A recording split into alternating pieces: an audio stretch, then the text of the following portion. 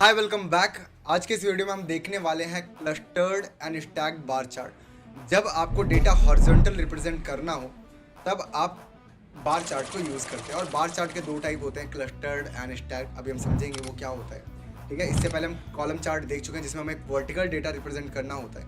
तो बिना देरी करे देखते हैं। तो यहाँ पर मैं आ चुका हूँ अपने पावर BI डेस्कटॉप के अंदर, जिसमें ऑलरेडी यहाँ पर ऑर्डर सैम्पल सुपर स्टोर का डेटा सेट मैंने कनेक्ट किया हुआ है। ठीक है, जिसमें हमारे पास डिफरेंट यहाँ पर फील्ड्स हैं। अगर आप देखना चाहो तो वीडियो पॉज करके देख सकते हैं। ठीक है, तो अभी मैं क्या करने वाला हूँ, यहाँ पर क्लस्टर्ड बार चार्ट ले लेता हूँ। अब क्लस्टर्ड बार चार्ट है क्या?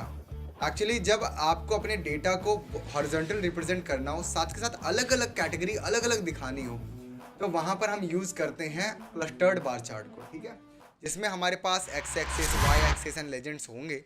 जिसमें हम एक्स एक्सिस, क्योंकि हॉरिजॉन्टल है तो एक्स एक्सिस के अंदर इसमें वैल्यूज डालेंगे, एंड वाई एक्सिस हमें कैटेगराइज जो है इस तरह से कैटेगराइज करा जाएगा। तो हम वाई एक्सिस में अपनी सब कैटेगरी डाल रहे होंगे, तो मतलब सब कैटेगरी के अकॉर्डिंग उसका कितना प्रॉफिट हुआ है मुझे जानना हो, तो यहाँ पर मैं क्लस्टर्ड बार चार्ट को यूज़ करने वाला हूँ। ठीक है, हॉरिजॉन्टली डेटा रिप्रेजेंट करने के लिए। तो यहाँ पर वाई एक्सिस में मैं डालने वाला हूँ अपना सब कैटेगरी। ठीक है, एंड अभी नहीं है क्योंकि बार चार्ट हॉरिजॉन्टल बनेगा तो वो एक वैल्यू के बिहाफ पे बनेगा। तो हम एक्स एक्सिस के अंदर इसमें डाल देंगे अपना प्रॉफिट। तो यहाँ पर मैंने प्रॉफिट डाल दिया।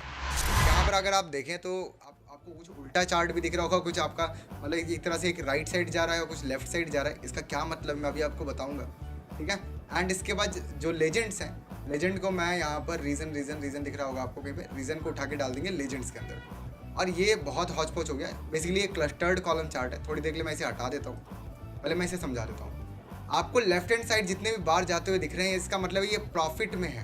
ठीक है, एंड आपको राइट साइड जितने जाते हुए दिख रहे हैं, इसका मतलब है ये लॉस में है। अगर मैं इसके ऊपर कर्सर ओवर करूँ तो आपको दिखेगा 17,725 आपका लॉस में है। इसी तरह से यहाँ पर भी आपको दिखेगा 3,432.56 ये भी लॉस में है। और इधर की जितनी वैल्यू है ये आपकी प्रॉफिट में दिख रही है। ठीक है, ओके। एंड आपको कुछ इसमें वैल्यूज़ नहीं दिख रहे होंगे, आई थिंक एक्स एक्सिस में वाई एक्सिस नहीं दिख रहा होगा। मैं क्या करूँगा, फॉर्मेट के अंदर आऊँगा और एक्स एक्सिस के अंदर वैल्यूज़ में जाके इसका साइज़ बढ़ा लेता हूँ, 15 दे देता हूँ अपने अकॉर्डिंग। बाकी आपको जो रखना है आप वो यूज़ कर सकते हो। ठीक है, एंड वाई एक्सिस में जाऊँगा और वाई एक्सिस में जाके जो भी वैल्यू मुझे रखनी है वो यहाँ पर यूज़ करना। मैंने 15 ले लिया, वाई एक्सिस की वैल्यू मैंने इंक्रीज़ कर दिया। तो यहाँ पर हमने एक चार्ट बना लिया, बट ये क्लस्टर्ड है लेकिन पता नहीं चलेगा। ठीक है, इसको पता चलने के लिए मैं इसका एक और एग्जांपल देता हूँ।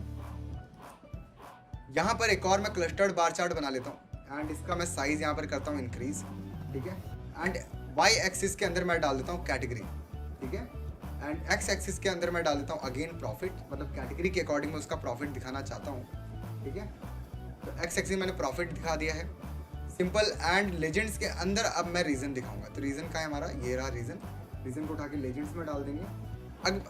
अब अगर आप ध्यान दें, ठीक है, तो और ये आपका क्लस्टर्ड बार चार्ट बन चुका है। अब हम क्या करेंगे, पहले इसका साइज़ इंक्रीज़ कर लेता हूँ। साइज़ इंक्रीज़ करने का एक और बहुत सिंपल सा तरीका है। आपने जो भी चार्ट बनाया है, ठीक है, मान लो मैंने ये चार्ट बनाया, मैं इसे करूँगा सिलेक्ट।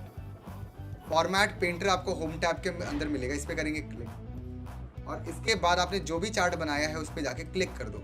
जो भी फॉर्मेटिंग आपके प्रीवियस चार्ट पर होगी वही फॉर्मेटिंग यहाँ पर आके इम्प्लीमेंट हो जाएगी। अब आप बोलोगे पहले वाला चार्ट तो हमने देखा ही नहीं, ये हमारी प्रीवियस वीडियो के अंदर है, जाके देखें। ठीक है, वो हमारा था स्टैक्ड कॉलम चार्ट, उसकी फॉर्मेटिंग मैंने यहाँ पे इम्प्लीमेंट कर दी है। अगर आपको मैनुअली करना है तो आप फॉर्मेट टैब के अंदर जाके x axis, Y axis, legend में जाके कर सकते हैं। साइज इंक्रीज करना है बेस। ठीक है, अब आप यहाँ पे ध्यान दें, जो यहाँ पर लेजेंड जो कलर रिप्रेजेंट कर रहा है वो हमारे लेजेंड्स हो गए, राइट। जो कलर रिप्रेजेंट, यानी स्काई ब्लू आपका ईस्ट हो, सेंट्रल हो गया, नेवी ब्लू ईस्ट हो गया, ऑरेंज आपका साउथ हो गया, एंड पर्पल आपका वेस्ट हो गया। तो ये हमारे हो गए लेजेंड्स। ठीक है, और ये अलग अलग करके दिखा रहे हैं, तो ये हो गया क्लस्टर्ड बार चार्ट।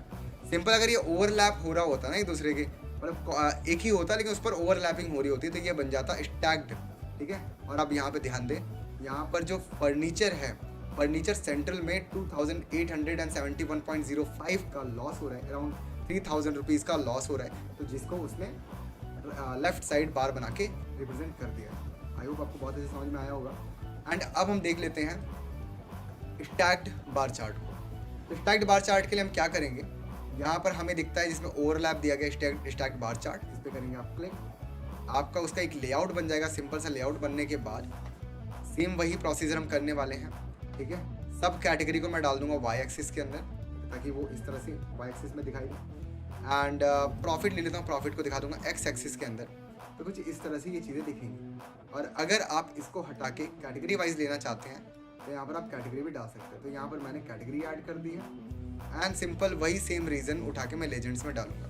और आप खुद देख सकते हो वहाँ पर अलग अलग था, जो हमारे लेजेंड्स थे अलग अलग तरीके से अलग अलग बार बन रहा था उनका, बट अब एक ही बार है, उसमें ओवरलैप हो गया है, ठीक है। फॉर्मेट पेंटर क्या करेंगे, सेलेक्ट करेंगे, फॉर्मेट पेंटर पे क्लिक करेंगे और आपका जो भी चार्ट आपने बनाया उस पर जाके बस क्लिक कर दो, सारी फॉर्मेटिंग यहाँ पर इम्प्लीमेंट हो जाएगी, ठीक है। तो ये है हमारा स्टैक्ड बार चार्ट।